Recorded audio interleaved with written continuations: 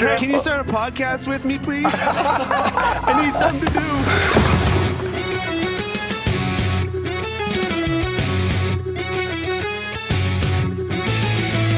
Pastrnak sent it out in front of Malkin to save. They score! Elias Lindholm looks to the heavens. Here's a chance. Potter right in and goalie scores. Oh my, what a move by the rookie. 2-on-1. Pastrnak moving in with Marchand. Get into it. Score! The zone. Coyle dances in. Backhand score! Lindholm right wing corner. Pastrnak is there. He scores! David Pastrnak wins it for Boston.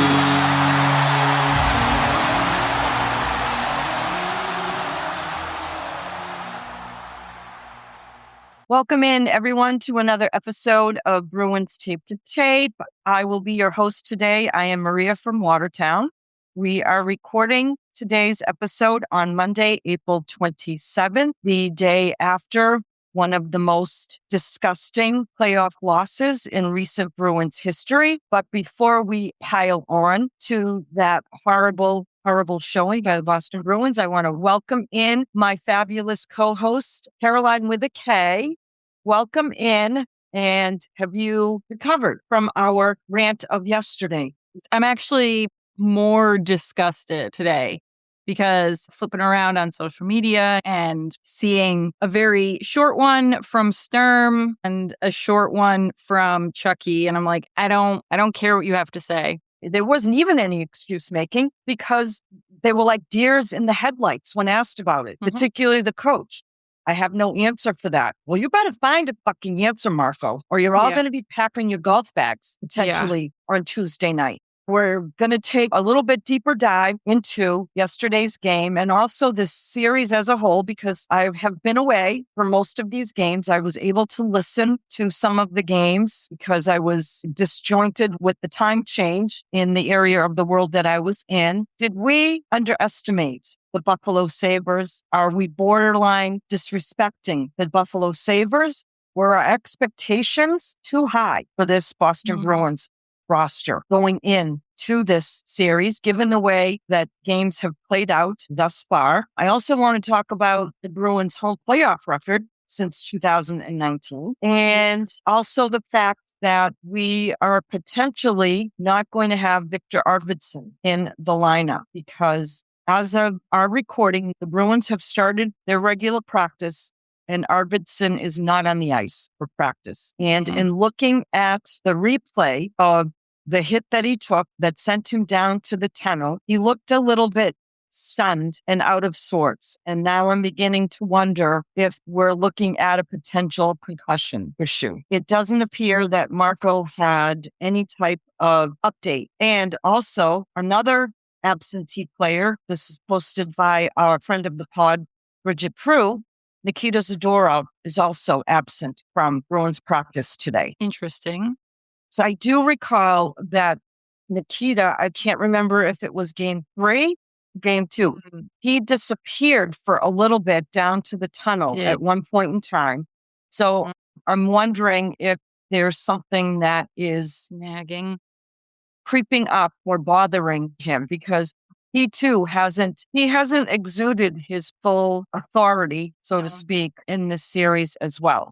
We'll get to all of that as it relates to the Boston Bruins, but we will take our spin around the rink because there are other playoff series that have now concluded and others that may end up concluding in the very near future. So we had in the West, we had the Colorado Avalanche sweeping the LA Kings yesterday. Bittersweet ending for Anze Kopitar, who has had an illustrious career in the league. So I'm sure the LA Kings did their best to try and extend that series, but Colorado was a little bit more than they could handle. Yeah. And I find it interesting that, I don't know if it's really like a criticism, but people have said, how come it was so close and why did Colorado not totally obliterate them? At the end of the day, Colorado doesn't want to spend all the gas in the tank on a first-round team, so why would you expect them to blast them out of the water? They clearly were the better team in spite of the best efforts that LA could throw out there. It almost felt like Colorado was just reserving their energy and their effort to be just good enough because they know it's a marathon. It's not a sprint. Right. So what's the point in potentially opening up yourself to injury or exhaustion? So I find those kind of criticisms of Colorado a little bit silly. I hear what you're saying, but in my opinion is that the Stanley Cup playoffs is a totally different dynamic and mindset than the regular season. And it seems that players and teams find another gear. And I think that's why in most instances, the games themselves are relatively closer than what you might be seeing in the regular season. To the Avs' credit, even if they were not clicked into high gear, they bought themselves a little bit of rest before they have to get to the next round. So kudos to them for giving themselves a little bit of a breather so that they can potentially survive the marathon that is the Stanley Cup playoffs. And just looking at my bracket too, realizing that they're going to have to play the winners of Dallas, Minnesota. And whoever comes out from that series, I think is going to be a much tougher competition. Again, no disrespect to LA. They kept up. It was competitive. It was not a blowout. No, they were not blowout games. You're right. No, whoever it is that Colorado plays next, it's going to be a much more difficult series to play against. Definitely. And continuing in the West, I find this shocking. The Anaheim Ducks are up 3-1 on the Edmonton Oilers. Now, the game on Sunday night went into overtime, and it was a bit of a controversial goal that the Ducks scored only a couple of minutes into overtime. It took a long time to review this goal. The original call was a good goal. How the officials called it a good goal when you couldn't see the entirety of the puck crossing the red line because Jari's skate was there. And so right after an extensive review, they deemed it to be a good goal. And Anaheim is now up 3-1. But I still find that shocking. I don't know how you feel, but I guess let me put it this way. The part that I find surprising is the fact that it's Anaheim. I'm not surprised that Edmonton is finding themselves in this kind of situation because a couple of things. One, this is a team that I think overly relies on two players to make things happen. And I have said for years, hockey is one of those sports where you cannot win a championship on the back of one player, two players. You can't. It is not really possible. You have to have deep play, deep lines and contributions from everyone and incredible goaltending. And you're seeing again this situation where it's coming back down to McDavid and Draisaitl, maybe Zach Hyman, but you also have Tristan Jarry. Sorry. I'm rarely ever going to go after a goaltender because, like we talked about in our emergency pod, when you are losing games 6-1, that is rarely entirely the fault of the goaltender. Okay, you're losing 6-1. What the heck are the other guys doing in front of them? But two things can be true at the same time. And I say this also about Stuart Skinner in Pittsburgh. And I said this in the last game that he played. It's not necessarily his fault that they're losing if the players in front of them are not getting the job done. However, Jarry and Skinner are not going to steal games for you. They're just not. They're not Wedgwood. They're not Swayman. They're not Vasilevsky. They're not Bobrovsky. We saw, I can't remember now because the 3 years in a row that the Panthers have been to the finals, but one of those years, the Florida players were basically losing the series, and it was Bobrovsky who kept them in it and got them out of that series. Sorry, Tristan, it's not you. And again, the Oilers have played deep 2 years in a row. Look at what happened with Florida. They fell apart, not because they were bad, but because they physically had to recover from 3 straight Stanley Cup runs. Edmonton has gone deep 2 years in a row. It just becomes physically challenging in this day and age to go far. I can't believe that Anaheim is the beneficiary of whatever the heck is happening over there, but here we are. They had to have known that it was still a risk putting their eggs in the Jari basket, right? They didn't make a change, Maria. They didn't I know. make a change. And you know what? I don't feel bad for them anymore. I'm actually kind of sick and tired of hearing about it, to be perfectly honest with you. If you're not at this point, I think even a unseasoned hockey fan understands that to some degree you need to build your team from the back end forward. If you don't have good goaltending, then how far do you think you're going to get? You can have as many Connor McDavid as you want, right? But if you're not getting good goaltending or you don't have a good defensive structure, then you're not going to get very far. That's just my opinion. We'll see what happens and see if Anaheim can pull off what likely might be a very big upset. Honestly, you know what would be hilarious? And this is just a sidebar because I saw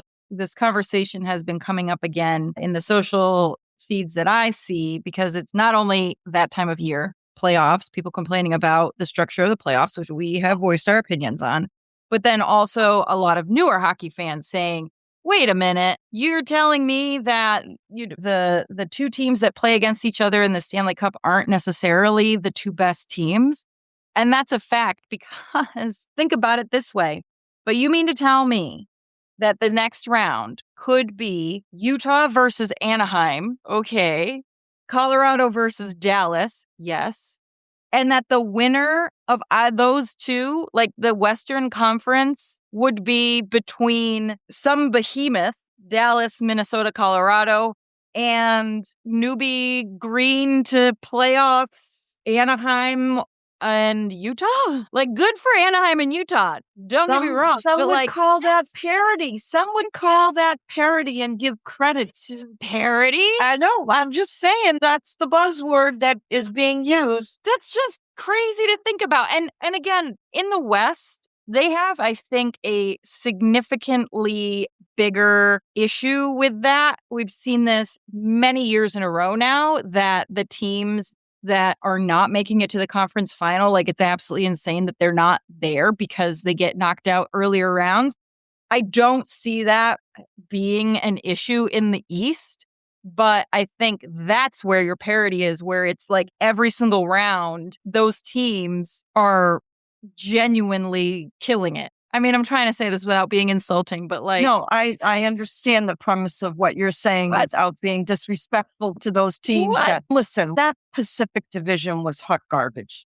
It was not in line with the level of play that we saw in the other divisions this season. So the next series in the West is the Dallas Stars and Minnesota Wild, and those teams are tied at 2 games apiece, and I have no idea who is going to come out in that series, but that has the potential to go 6 or 7 games. Yeah, very well matched.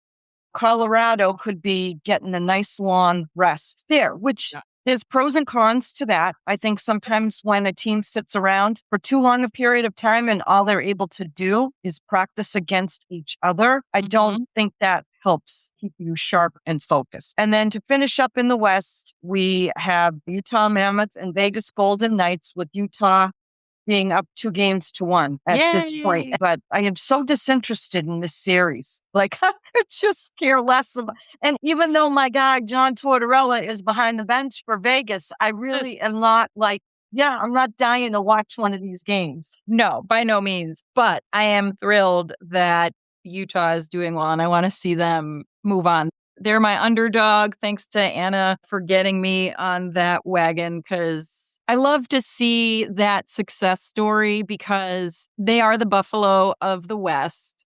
in the sense that ownership issues, management issues really prevented them from having a genuine opportunity.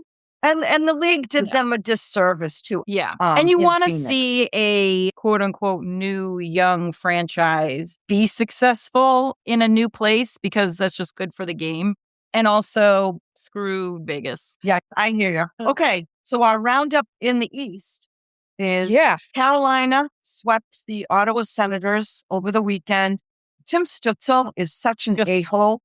He is just such an a-hole, right? With all of the embellishment, I'm glad they're gone. I'm glad. I feel bad for Linus because he played his ass off. He was their best player. Brady Tkachuk was almost a no-show in this series. Yeah. He was a waste of space. We're waiting for Carolina to just get to the Eastern Conference Finals so they can choke yet again. But watching Carolina, we talked all season in the East about how it never really seemed like somebody took charge and took the lead in the conference like Colorado had out in West. But watching Carolina, they have sent a message this playoffs that they are serious. They are sticking with their game plan, coming in, peppering the opponents with a gazillion shots, and they are good this year. They've always been good, but I feel like they are a little bit next level. And Freddie Anderson has been lights out. His kryptonite is getting hurt. He always has been an excellent goaltender. He's just prone to a variety of sometimes weird injuries. Just from what I've seen, I'm super impressed. And I think that they will be a very scary opponent to play against. Well, we'll see who they end up playing because Tampa and the Canadiens are tied at 2 games apiece. This is another series that may go the distance as well. And whoever gets them, I don't know how much these guys, either team will have left in the tank. That one's actually been a little bit surprising in the sense that I feel like Tampa Bay is underperforming and Montreal is overperforming, and they've met in the middle. And I don't know who's going to come out on top, but I wouldn't be surprised if it's Montreal. This is a young team that is hungry. They are fierce. They've got some phenomenal goaltending. If the Habs don't figure out how to stop Brandon Hagel, they're going to be in one. He has just been a one-man wrecking machine for the Tampa Bay Lightning. Their only weakness, I think, is shockingly Vasilevsky. He's not really where he's been in the past, especially in past playoffs. I think he's beatable. He's getting a little long in the tooth by goaltender standards. He peaked young. He peaked early. Right. And he's played a lot of hockey and he has seen a lot of rubber. So it stands to reason that could catch up to you at some point in time. But that's been a fun series to keep your eyes on. It's been good, entertaining hockey. The other series that could end up finishing tonight is the Penguins and the Flyers. They are up 3-1 right now, and they play tonight in Pittsburgh. Yeah, I think that's been a highly entertaining series. Oh, those teams do not like each other at all. It was literally no room left. I forget what game it was. No room left in either penalty box. And I think Paul Bissonnette referred to it as like the Flyers playing scumbag hockey. And I don't think he meant it in a detrimental way. But it reminded me of old school Flyers. Broad Street Bullies. Yeah, I certainly didn't expect Pittsburgh to lay such an egg the first 2 games. I didn't think that they were going to get swept. I knew it was a possibility, but of the 3 that we were on sweep watch, they were the ones that I thought, there's no way that Sidney Crosby is going to allow that to happen. And they played a completely different game. They were much more disciplined, and they had a different goaltender, which I think made a big difference. He was much better than Stuart Skinner, unfortunately for Skinner. So we're probably going to see him again tonight. I got the sense that the nerves and excitement for this really young Philadelphia team also got to them, thinking that, oh, look, we might be on the verge here and nobody thought we were going to get in. We snuck in at the last minute, literally in overtime. But 4 wins in a row for a team as old as Pittsburgh, a lot I don't to know ask. if they've got it. Yeah, They it's a might lot to ask. They might win tonight. I wouldn't be surprised if they take this game, but I think it's going to be Philadelphia. I could be eating my words in a week, but I just think they're too far behind the 8 ball. Rick Tocchet is a good NHL coach. He'll have his Flyers ready to go and understanding the significance of, to me, it's a far greater task and a more rewarding task to finish off a team on their home ice. It's awesome to do it in your own building, but to me, it's a better testament to you as a team to finish off your opponent in their home building. That's another coach, what we were talking about yesterday. That's another coach who's extremely experienced up against a newer coach, a younger coach. And the younger coach has more veterans. The veteran coach has kids. And I think there's something there. There's something to be said about that kind of dynamic that can you teach an old dog new tricks? I don't know. And that's what I think is happening with Pittsburgh. I mean, yes, they've got some young kids, but it's not the same energy that you see out on the ice with those Flyers. So they might be playing Carolina. I don't know. That'd be my guess. Well, yeah, we'll have all of those updates for our next pod. So now we get to our team and the predicament that the Bruins find themselves in, which is they are now down 3-1 to the Buffalo Sabres. And even after our rant of yesterday, we were both significantly pissed off, as I'm sure many people in that building were, many people who gave up a beautiful Sunday afternoon in Boston to sit inside and watch this hockey game to the degree that they could tolerate it. That first period, as I was thinking about it last night, reminded me so much of the first period of Game 7 of the Stanley Cup Finals against the St. Louis Blues, where you knew the Bruins lost the game in the first period, and there was no way in hell that they had any chance of coming back to win that game because of the way they started. Yeah. So I did a little checking, and I wanted to see what the Bruins' home playoff record has been since that period of time. Now, I understand they've been a great home team all season long, but it's a cliche, but the Stanley Cup Finals are different. Everyone starts with the clean slate, and the Bruins' record at home in the playoffs since 2018 and 19 is a dismal 18 wins and 23 losses on home ice. Sounds like we got to hire an Etsy witch here, Maria. Got to sage the place. Now, in this instance, in this series, I understand they don't have home ice advantage, which is all the more degree of importance that you maintain serve and you win. We can rehash everything we talked about yesterday. What I wanted to get your thoughts on at the introduction of this pod.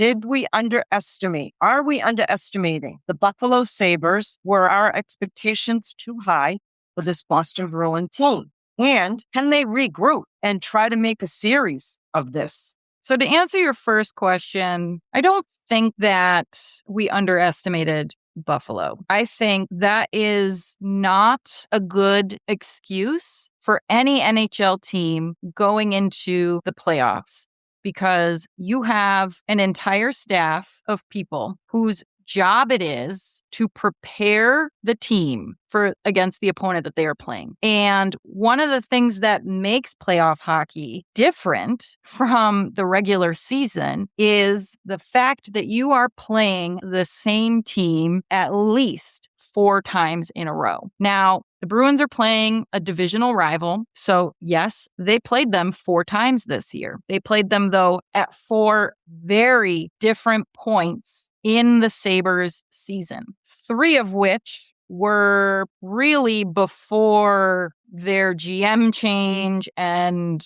the breath of fresh air that they received. It was still early in the season, but Boston played Buffalo like 3 times pretty quickly. And then they played them 1 time much later. And in that particular game, Boston was rolling with some wins and Buffalo was going through a little bit of a rough patch. So Boston got the win. But I don't think any team should ever say that they underestimated their opponent. because you have scouts, you have coaching staff, you're watching video, you're learning how these teams play. You're trying to figure out these are their plays. This is how they behave. This is how you get under their skin. You do the homework. So you're prepared to play a good game, and then you make adjustments in game. So I think what's happened in that regard is not that they have underestimated Buffalo. Either they didn't prepare, they didn't do their homework, or, as I have been saying like the last week, their in-game decision-making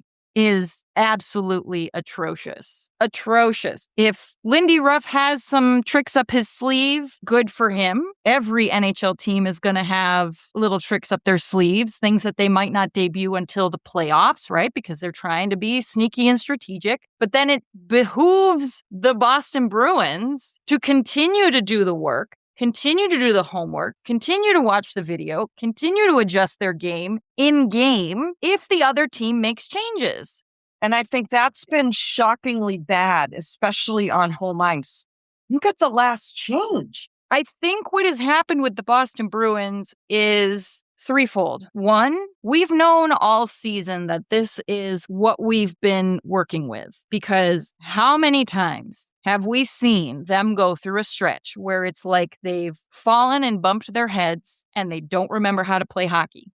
Multiple stretches, at least 3 really bad ones. Secondly, I think this is a massive failing from the coaching staff, the administrative side of things. Now, that does not excuse the players from any responsibility of said homework and decision-making in game, because obviously, like Hampus, what has been wrong with you all season? You can't make a good decision to save your life.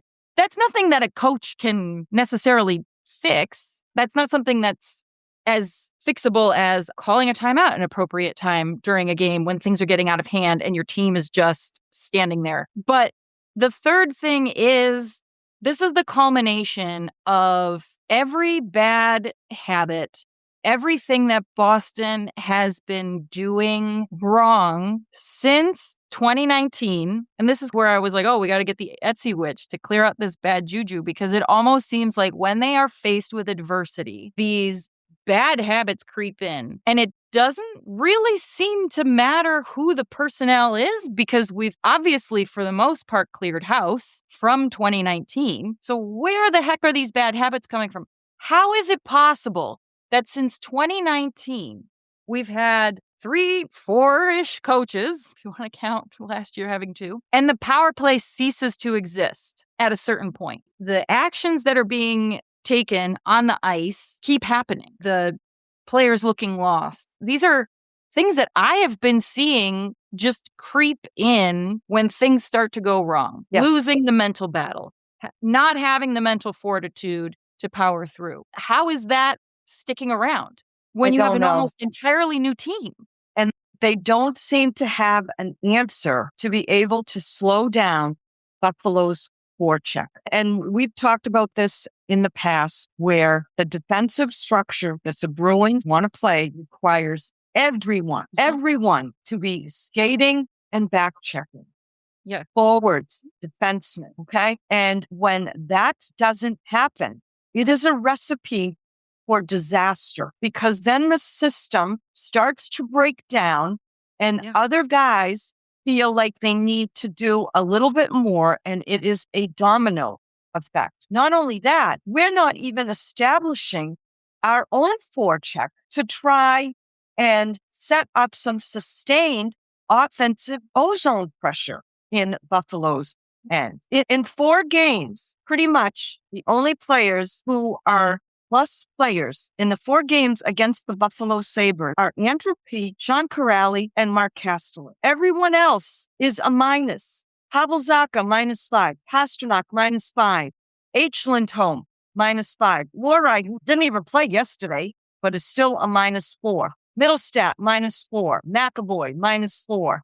It goes on and on. Everyone is in pretty much negative numbers, because not only aren't they scoring anything, but they're on the ice when Buffalo is kicking your ass with putting goals in the net. So I don't know how you change that at this point, because Your roster is what it is. You can Right. move a guy or two in and out or up and down, but it's not helping David Pastrnak. Yeah. It's not helping Pavel Zacha. It's not helping Elias Lindholm. I don't see how it changes for the next game. Yeah. I don't know, because to your point from our emergency pod that. And now you're going back to Buffalo, where Right.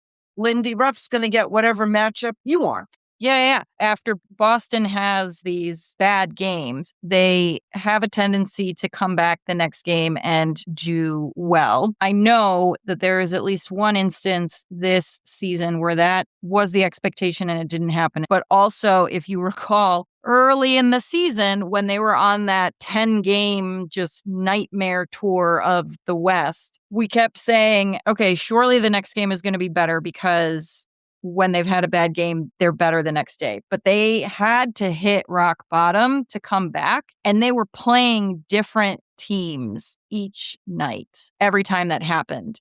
And that is a variable that does not exist in this particular equation right now. They know what you're doing, right? They have figured out your game plan, and they have figured out a workaround for it, which we've seen many other teams figure out, which is check the frigging hell out of everybody that's out on that ice, because then you're going to get what we see, which is the scrambling around, the panic with not making a smart play on the puck, and it's a total breakdown. And I don't know how you counter that, because as I said before, your roster is what it is. Now, it's a roster that has served you well during the regular season.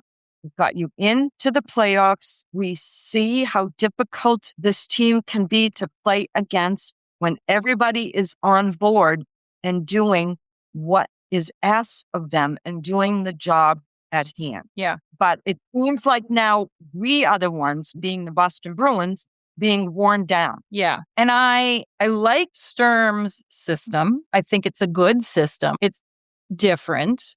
His 1-2-2 defensive structure. I don't think that the answer is, well, throw that out the window for next fall and try something easier. I don't think that's the answer. I don't know. Is it a roster issue where there are guys who are just not bought into it? I don't understand how and why these crazy bad habits are creeping in when it's not the same team anymore. It's the hesitation to actually shoot and passing. That has been a problem for at least 3 years. At least 3 years. It's the lack of urgency, multiple years issue. From time to time, depending on the season, all right, the epitaph would read, oh, they couldn't clear it or they couldn't enter the zone. But these little things add up and you end up with a game that is what was out there yesterday. For the people on social media who are dumping their truckload of shit on Jeremy Swayman, and I'll say it again, I'm not a Swayman fangirl. Okay? I still think he has things to prove to me. However, what is happening in this series is not at the feet of Jeremy Swayman. Now, are there goals during the series that you say, yeah, you know what? Would you like to have one or two of those back? Sure. Like yesterday in that first period, if I was Jeremy Swayman, I would have friggin' pulled myself out of the game. And then when I skated over to the bench, okay, I would have given my teammates a lot more shit than he gave them when he skated off. Right. Because they deserved to get an earful from their goalie. For the people who are dumping this on Swayman, oh, you're never going to win a cup with Swayman, you all don't know what in hell you're talking about. You just jump on the bandwagon with the I hate all the elite goalies in Boston brigade. Right. That's lazy. It's lazy.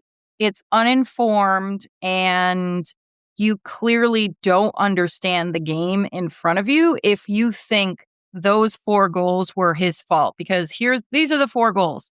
First goal, McAvoy could not pass to Jonathan Aspero. Aspero couldn't catch the pass.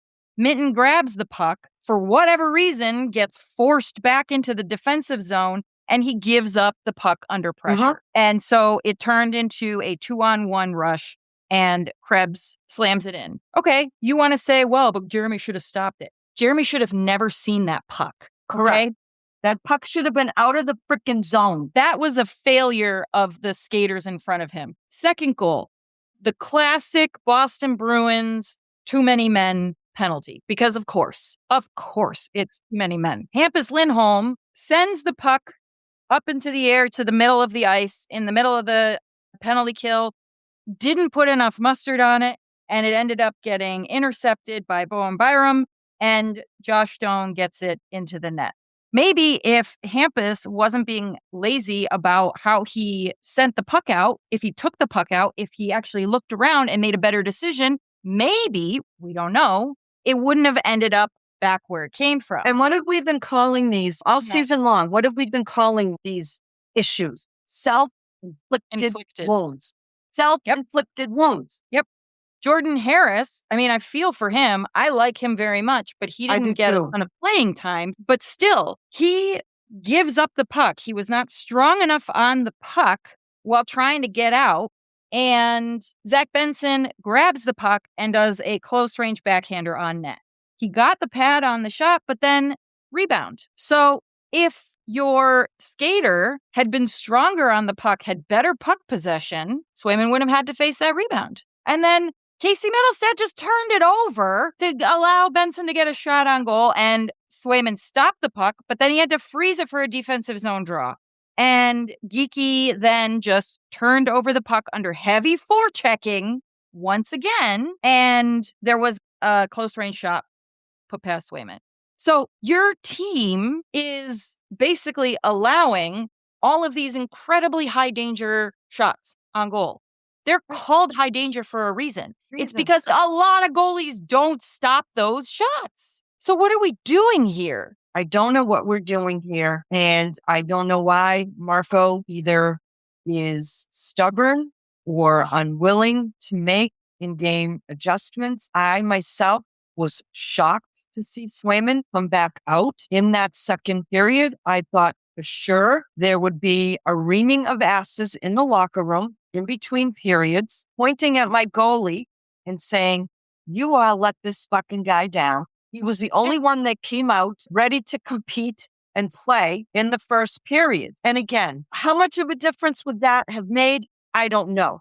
But we're allowed to talk about it and second guess and have conversation about it. Sure. But I think it's almost as irritating to me, the mismanagement from the bench, as some of the comments that just, again, screams to me, you don't know and understand hockey when you just say either that was entirely Swayman's fault, or the other gross misunderstanding of seeing that clip of Jeremy Swayman getting off the ice and kind of giving the bench the business as he was walking off the ice and interpreting that as him being mad that he got pulled.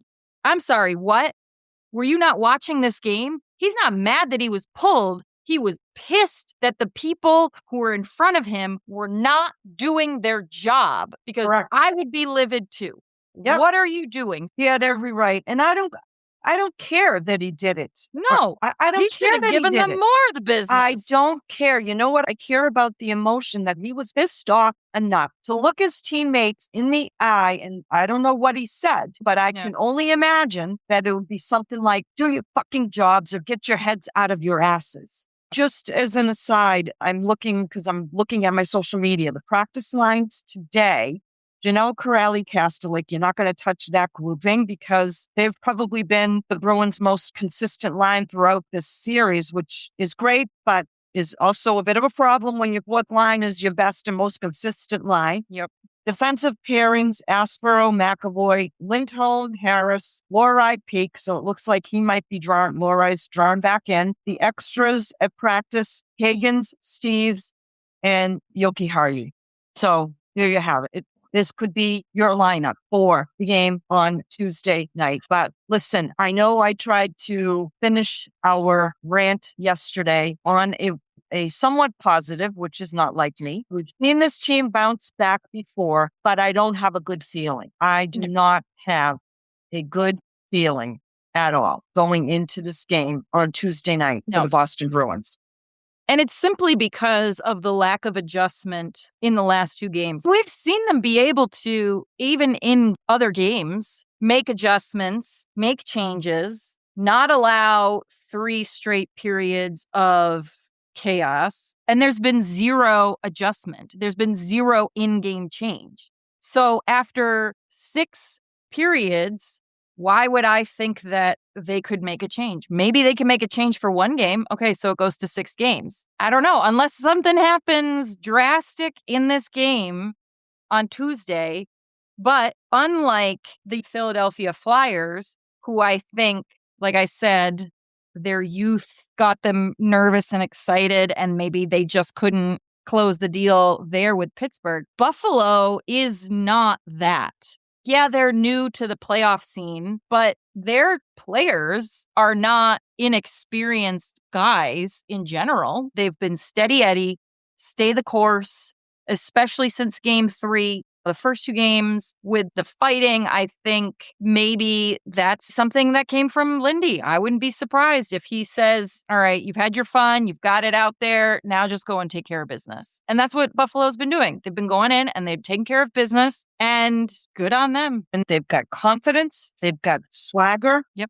So to me, it'll be interesting to see how the Bruins respond and the level of leadership that is going to be on display on Tuesday night from the likes of David Pastrnak, Charlie McAvoy, Hampus Lindholm. Those guys are all wearing letters on their chest. And the rest of the team should be taking their signals from them. Stick taps. Do we have any? We've got a couple. I mean, Jeremy Swayman. It's a no-brainer. Showing the most leadership out of any one of those 19 other guys. He's been showing leadership and consistency in his play that is unmatched across the board. That's it. And I do want to give stick taps to the Bruins' fourth line because I've said they seem to be the only grouping that is playing consistently well. In the penalty box, I've got pretty much every phase of the Bruins game except for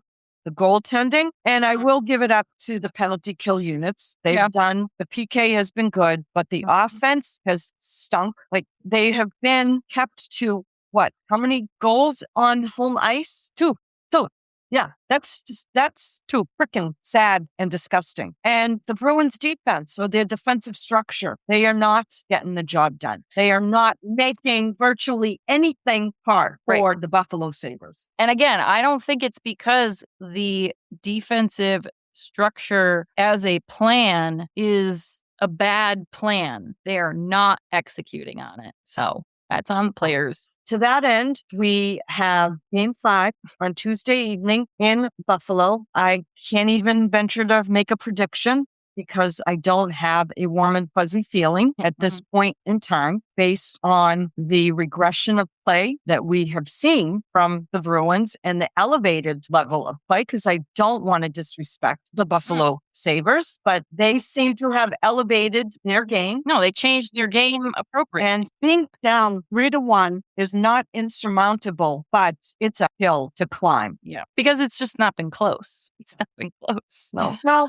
So with that said, we thank you for listening. Please make sure that you like and subscribe for more content. Be sure to leave a rating and a review to help other sad Bruins fans find us. You can also support our podcast by joining our Patreon or following us on our socials at Tape2Tape and you can find us on Substack at Tape2Tapemk.substack.com. With that said, any closing thoughts, my friend? Go Bees. Go Bees.